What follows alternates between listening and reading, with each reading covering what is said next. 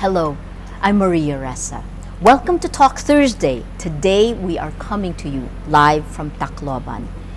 It's been a dreary day, the kind of day that reminds people here of what many say was the worst typhoon to ever hit land around the world, Typhoon Haiyan, or Yolanda, as we Filipinos called it. When you drive from the airport here, you can still see debris on the road, some signs of recovery, but very clear that much more needs to be done. Joining us today is Brad Melliker from the International and Sean Nang from World Vision. Gentlemen, thank you for joining us. Thank you for having us. Thank you.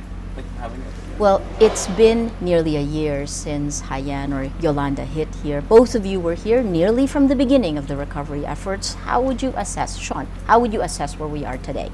Well, there has been a lot of progress. Definitely. And in fact, right from the start, you could see that the trajectory of recovery here was a bit different than in other countries. People started rebuilding almost immediately. We have shops opening a little less than a month after the typhoon. So it's been actually very quick. Brad, you've been to some of the worst places in terms of recovery, to Haiti, to East Timor. To you, how has it been? I agree with Sean, first and foremost, in terms of the speed, in terms of both the humanitarian response in the immediate aftermath of the typhoon, as well as the recovery phase, which is now underway. Right. One of the striking things that I remember from the very, very early days were the speed with which people were outside rebuilding themselves, the sound of hammer and nails outside moving, from hours after the passage of the event. And frankly speaking, this isn't something that you necessarily see in other emergencies. For me, it says a lot about the resilience and the determination of the Filipino people. For me, I've come in and out of here. It seems slow. The fact that there's still debris on the road, the fact that that the mangled buildings are still not. Aside from the mall, really, the mall has a fresh coat of paint, but you can still see the signs there. Is that wrong, or should it be better? Well, I wouldn't necessarily say it should be better.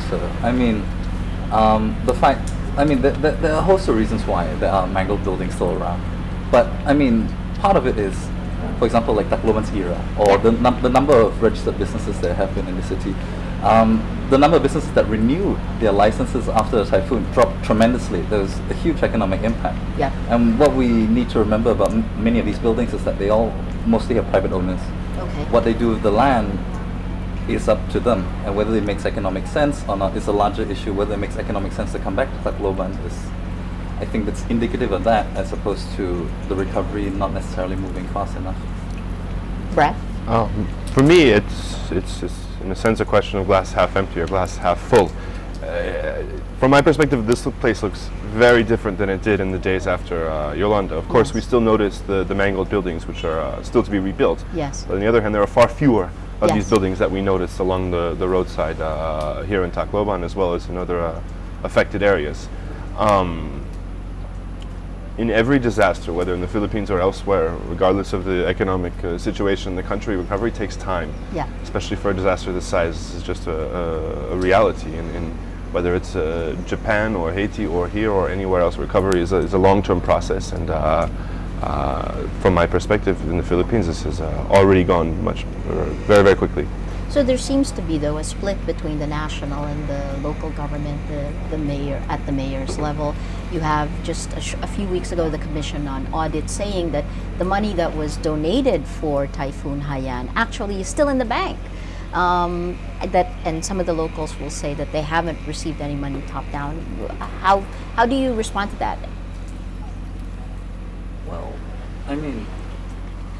we saw a lot of the government line agencies have quite a large presence in the relief phase, but perhaps it is a bit true that but then again, it's a lot easier to be a lot more active in the relief phase than in the recovery phase. It's also a lot more complicated to put things into action as the government focuses on reconstruction and institutions and systems. Yes, I would say yes. There probably is like some miscommunication in between the different levels. Yes. But that's true of any large bureaucracy, and even for us. Brad, you've seen different governments Yeah, having to I deal with mean, it. one striking element in the Philippines for me is the size of the country, the number of islands, the number of different levels, let's say, Yes. of government that exist in this country, which isn't necessarily the case in other places. So necessarily, by its very structure, things are going to take a little bit longer to filter down in a sense. But in terms of the recovery, yeah, again, it's a long-term process, and I think the national government is engaged, the local government is engaged. Sure, there are things that can be improved, and there are challenges going forward, of course. But on the whole, I don't see it as a negative point. For the International Office for IOM, you've been here for almost a year now. I mean, what have been the successes in your eyes? Again, for me, the success is the people, is the Filipino people. From my perspective, as an outsider, as a foreigner, Yeah. Somebody who hasn't experienced as many typhoons as you have, who hasn't experienced the No, earthquakes that's and really the true, volcanoes yeah. and all of the different disasters that seem to affect this country so regularly, the success is the biggest success is the speed with which people are able to get themselves back on their feet. Of course, economic challenges are many. Reconstruction challenges remain.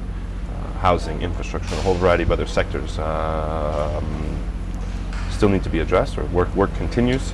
But for me, the success was the stabilization of the situation immediately after the passage of the event, and the very quick organization of the recovery. And for IOM, what's your focus?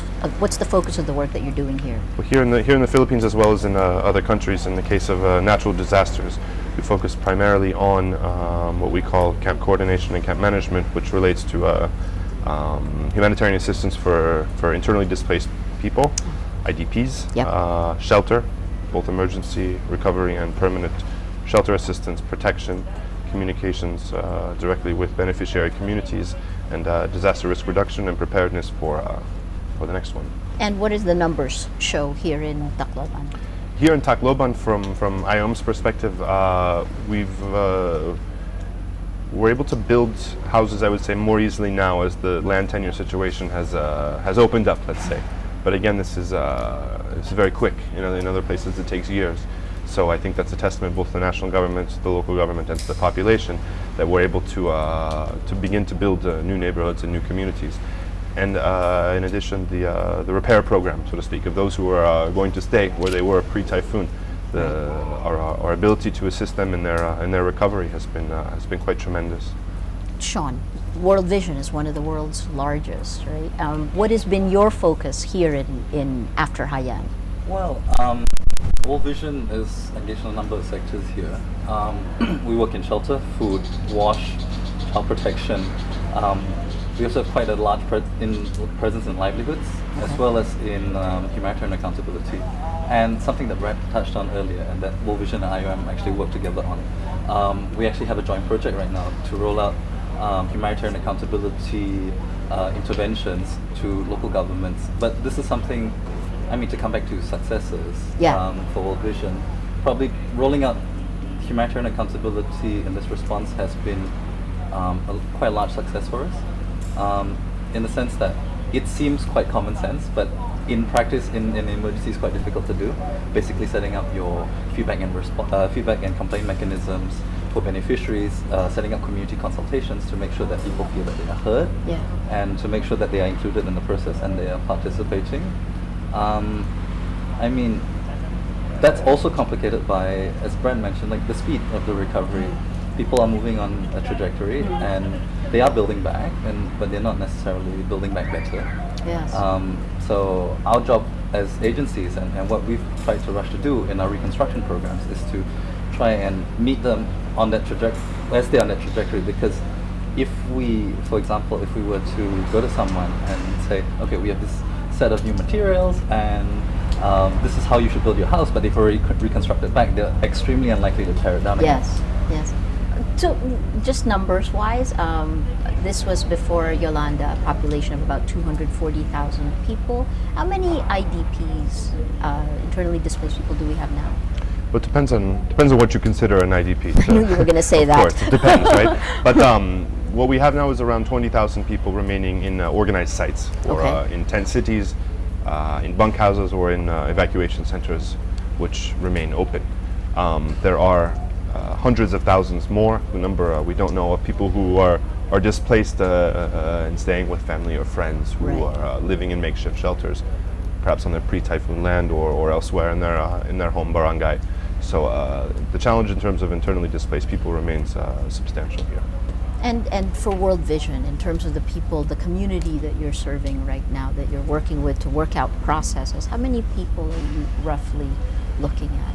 Well, in terms of targets, so as of this moment, we've reached approximately 250,000 distinct individuals. So that receive like a number of they would receive a number of packages. For example, maybe a household would get livelihoods as well as shelter support. But we project that by the end of our response, we should reach approximately 1 million distinct individuals. You've talked about successes. What about failures? Where have things faltered that you would like to see change? For me, I don't like to look at it necessarily as a failure. Rather for me, it's what challenges remain ahead. For me, there are That's why I'm a journalist and you're... so for me, there are I see two very, very large challenges ahead. The first is the scale, the sheer size and scale of this emergency. Yeah. The sheer number of families who lost their house, or whose houses were destroyed or damaged. This is, I mean, again, every disaster is different. It's not fair to compare, but in terms of some of the other quote-unquote mega disasters that we've seen over the last several years, this is orders of magnitude greater than even the tsunami in Aceh, than the earthquake in Haiti, and in other very, very large-scale disasters. So for me, it's the first one is scale. Yeah. The second, and we've also seen this in other places, is the risk of a new disaster, of a secondary disaster.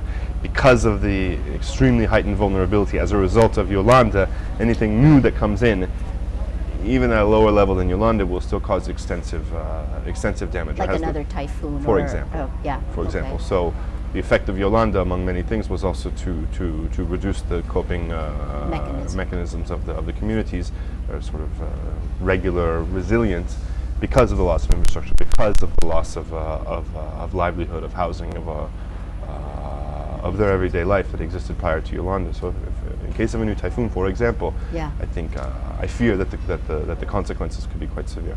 Sean. Failures from World Vision. I mean, it's also, I mean, it's also actually very interesting for us because, I mean, I like how Brad mentions Haiti and the tsunami. Like the tsunami is where we figured out, okay, these are all the things we did wrong, and Haiti was the time where we tried to do them correctly. And so coming here, especially for us, it's really nice because it's like we've given an opportunity in a context with few security risks and a functioning government where English-speaking population. English-speaking population, absolutely. Yeah. Where we can put into practice some of the lessons that we've learned. Yeah. But that being said, I mean, we still are, for at least for World Vision, I mean, there's a lot of things that we still struggle to do. For example, the mobilization of technical capacity. Yeah. It's a struggle even for government agencies. Yes. Like to undertake a large reconstruction program, technical capacity is extremely constrained. Or moving, and it's just a lot of other things such as logistical concerns. So I'm going to ask you to say that in normal English. Sure. When you say mobilization of technical capacity, Yes. we know what you mean by that. But for normal people, what does that mean? Engineers. Engineers, builders. Exactly, absolutely. Okay. There's, I mean, which is good. I mean, there's a very high premium on engineers right now, especially in the affected areas.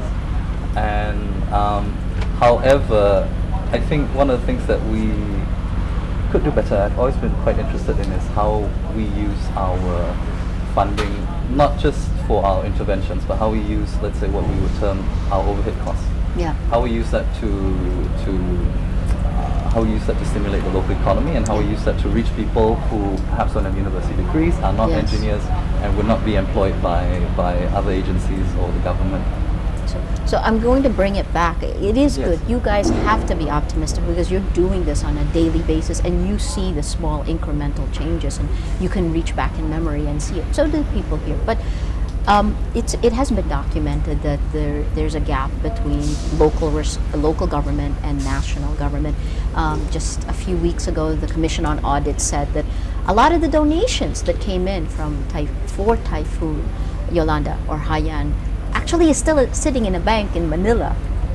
What happens to those donations? I mean, I guess, how do you deal with that on a daily basis? Should they have come back in here? That's one. Then I'll throw another question after that. But please, gentlemen, either one of you, what happens to those donations? Well, for me, the recovery is a multi-year effort, right? So the money that's there now, the donations that may be in a bank account in Manila or in New York or somewhere else, it doesn't necessarily mean that those won't be used for recovery. It won't, but that's where your glass half empty or half full. The immediate need would have been after, though. Sure. But on the other hand, I think this is probably what we do best is the immediate response right after. So I think the Philippines did a very good job in coordinating the international response, whether it be foreign military, international organization, non-governmental organization, etc., to in a sense leverage what we were able to bring to the table, so to speak, in the immediate aftermath of interesting. the That's typhoon. what the people in Tacloban say, is that the international groups were the ones who really started to move faster in the absence of this strife. Is that correct? I personally don't think so. We're a public international agency, meaning our members are our countries, including the Philippines. So we don't move necessarily without the government in the lead. So for me, I wouldn't necessarily go that far. Sean, your reaction? I do remember right at the start. I mean, we were meeting mayors, and there had just been like an LGU election, like quite recently before the typhoon. Correct. And so this was like the first thing these mayors did was respond to the typhoon. And we went into these municipal offices. Some of them had generators, some of them didn't. Most of them lost all their records, and people were working without computers, without electricity. It's not that they weren't trying. It's not that they weren't working as hard as they could, but a lot of the time.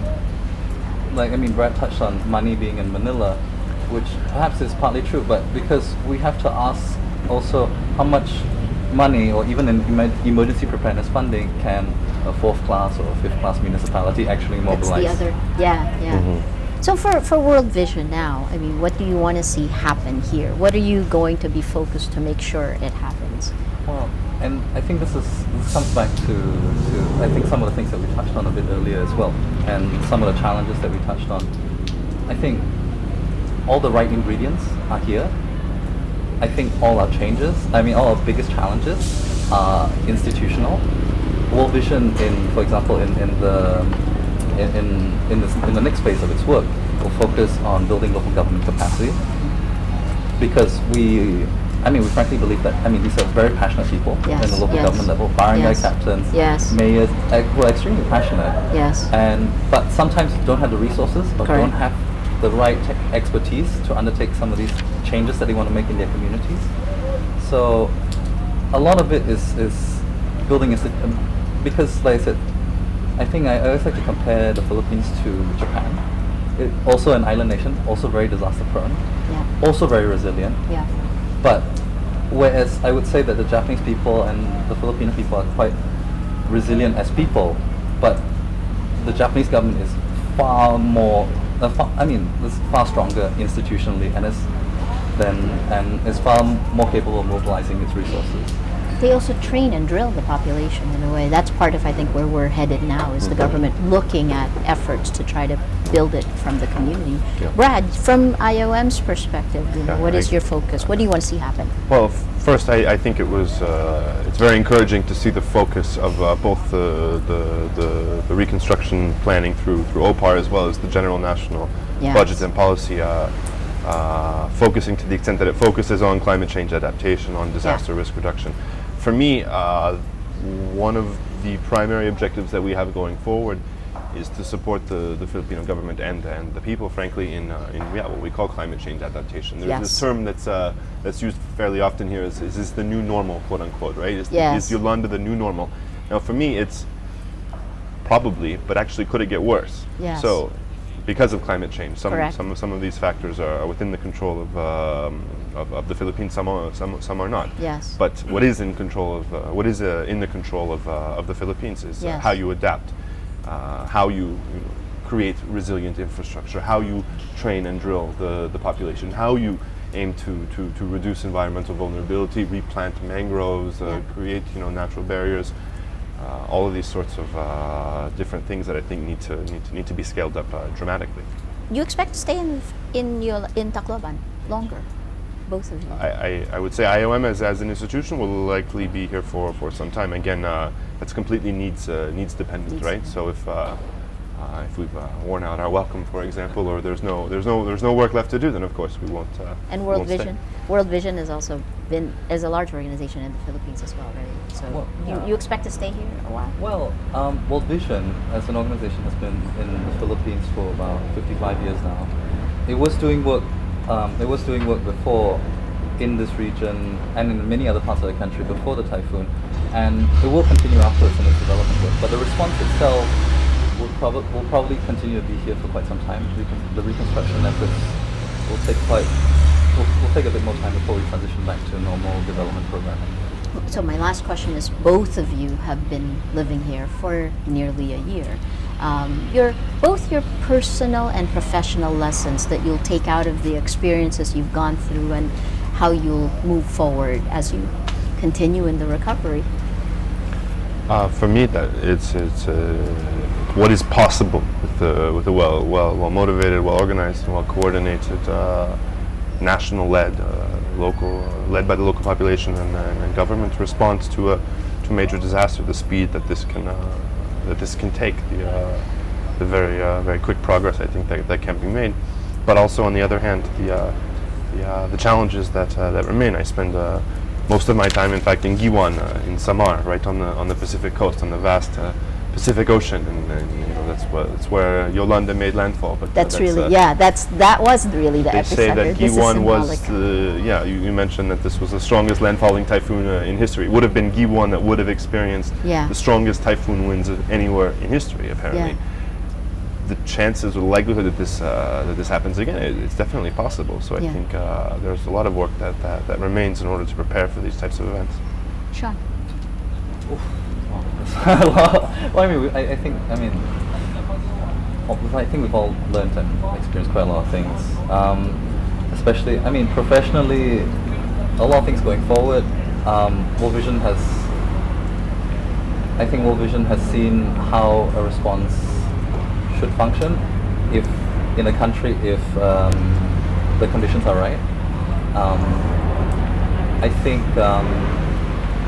think the big lesson to take forward, especially for World Vision, is that we have done a lot of things in this response that we've wanted to do in other responses all around the world. We want to be more accountable in communities. We want to have certain systems and checks and balances in place. We want to be more transparent and accountable, and sometimes there's always that tension between wanting to do all these things, wanting to do your job well, but also wanting to do your job within the time allotted to you.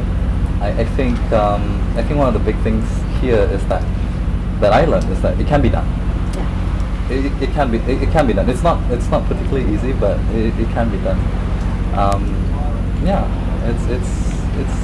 don't know. I think it was good for us. Okay, thank you, gentlemen. Thank you very much. Thank you. We have been speaking with Sean Nang from World Vision and Brad Melliker from IOM. We are in Tacloban and we will be here for the next few days. It's nearly a year since Yolanda has hit. These gentlemen have been here since nearly that time. We'll come back, we'll talk to them. They're on Twitter, both World Vision and IOM. Tweet them your questions. The work continues. There's a lot more that needs to happen. Glass half empty or half full, you can help. Thanks. I'm Maria Ressa, coming to you live from Tacloban. You're so optimistic, but